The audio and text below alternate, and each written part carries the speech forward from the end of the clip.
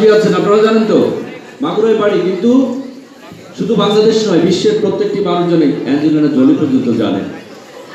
অতএব জানতে কারো বাকি নেই। তো আমরা আসছি বাংলাদেশের গর্ব, বিশ্বের গর্ব সাকিব আল হাসানের কাছে, তার কথা শুনবো। আদ্রতে ক্রিকেটীয় নৈপুণ্য দেখিয়ে তার বক্তব্য শুরু করছেন। একটু দ্রুত করবেন, আমাদের মেহমান কিন্তু খুব দ্রুতই। ধন্যবাদ পাইলট আমাকে বক্তব্য প্রদানের সুযোগ দেওয়ার জন্য। আমি সাকিব আল হাসান, বাংলাদেশ জাতীয় ক্রিকেট দলের একজন সদস্য এবং বর্তমান অধিনায়ক। আমার বাংলাদেশ জাতীয় দলে অভিষেক ঘটে 2006 সালে।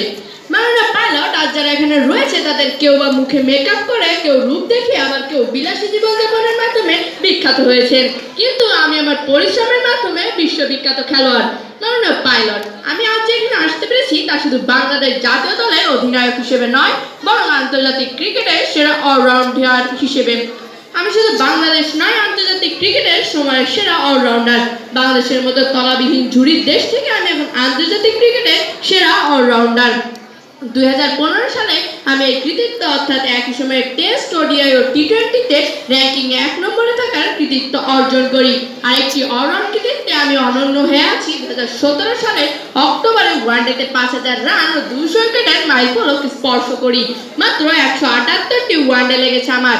এত দ্রুত এই কৃতিত্ব আর কেউ করতে পারেনি। আমি টেস্টে 3 অলরাউন্ডারদের একজন, এক ম্যাচে সেঞ্চুরি আর 10 উইকেট নেওয়া কৃতিত্ব রয়েছে যাদের। এছাড়া আমি বিভিন্ন ধরনের লিগগুলোতে খেলার সুযোগ পেয়েছি, যেমন আইপিএল, পিএসএল, বিবিএল, বিপিএল ইত্যাদি। এভাবেই আমি ক্রিকেট ভক্তদের মন জয় করে নিয়েছি। আজ কোটি কোটি যুবক আমাকে দেখে অনুপ্রাণিত হয়ে ক্রিকেটে যুক্ত হচ্ছে।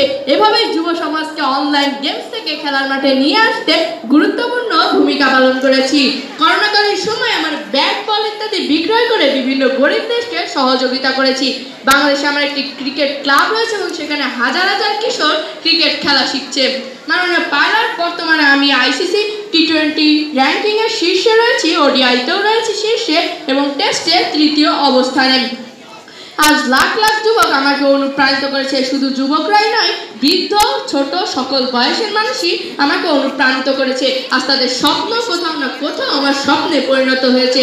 তাই আজ আমার জীবন অনেক মূল্যবান। মাননীয় পাইলট, এবার আসি অন্যদের কথাই। এই যে আছেন টাকার কুমির ইলন মাস্ক, তিনি তো চাইছেন পৃথিবীটাকেই ধ্বংস করে দিতে। তার কথা আর কি বলবো। মার্ক জাকারবার্গ, তিনি তো একই পথের পথিক। তিনি তো তরুণ সমাজটাকেই ধ্বংস করতে চাচ্ছেন। এই যে এখানে আছে কমলা হ্যারিস।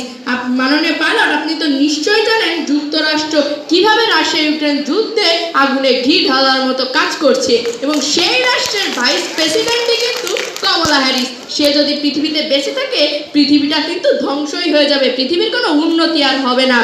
এই যে অ্যাঞ্জেলিনা জোলিকে বলি, এটাকে আপনার শুটিং এর স্পট। ভাববেন না যে আপনি দড়িতে ঝুলে আছেন, আপনার হাতে একটি প্যারাশুট দেওয়া আছে এবং আপনার নায়ক এসে আপনাকে বাঁচিয়ে নিয়ে যাবে। এটি বাস্তব দুনিয়া, এখানে কোনো নায়ক টায়ক নাই। মালালা ইউসুফজাই, তার জীবনে কোনো অপূর্ণতা নাই, ছন্দটা যেমন মিলে যায় ঠিক তাই। তার নোবেল পাওয়ার ছিল, তিনি পেয়েছেন। তার নারীদের জন্য কাজ করার ছিল, তিনি করেছেন। তার আর বেঁচে থাকার এই বা কি দরকার। মারিয়া শারাপোভা, তিনি তো ইতিমধ্যে লং টেনিস থেকে অবসর গ্রহণ করেছেন। তার আর বেঁচে থাকার বা কি দরকার। এবার আসি লিওনেল মেসির কথাই। কয়েক বছর আগে শুনলাম তিনি নাকি আন্তর্জাতিক ফুটবল থেকে অবসর নেবেন। কই, তিনি তো অবসর নিলেন না, তিনি আবার ফুটবল খেলা শুরু করলেন। আপনি যদি তাকে প্যারাশুটটি দিয়েও দেন, সে দরজার কাছে গিয়ে ভাববে লাভ দিব কি দিব না, দিব কি দিব না, এই ভাবতে ভাবতেই তো প্লেনটি ক্র্যাশ হয়ে যাবে। মাননীয় পাইলট, আমি আপনাকে একটি সুন্দর অফার দিতে চাই। আপনি আর আমি দুইজন একসঙ্গে একটি প্যারাশুটের মাধ্যমে কিন্তু পৃথিবীতে ফিরে যাব। আপনি যদি নিজের জীবন বাঁচাতে চান এবং পৃথিবীর সব থেকে শ্রেষ্ঠ মানুষটিকে বাঁচাতে চান, তাহলে আপনি অবশ্যই আমাকে প্যারাশুটটি দিবেন। এর সর্বশেষে রয়েছে অ্যান্তোনিও গুতেরেস। তারা বলেই কিন্তু পৃথিবীর শরণার্থীর সংখ্যা দিন দিন বেড়েই চলেছে। আপনি নিশ্চয়ই বুঝতে পেরেছেন এদেশ থেকে আমি সব থেকে শ্রেষ্ঠ। আপনি যদি সুবিবেচক হয়ে থাকেন, আপনি আমাকেই প্যারাশুটটি দিবেন। ধন্যবাদ মাননীয় পাইলট, আপনি নিশ্চয়ই বুঝতে পেরেছেন আমি এই প্যারাশুটের একমাত্র দাবিদার। আপনার মাধ্যমে ধন্যবাদ সবাইকে।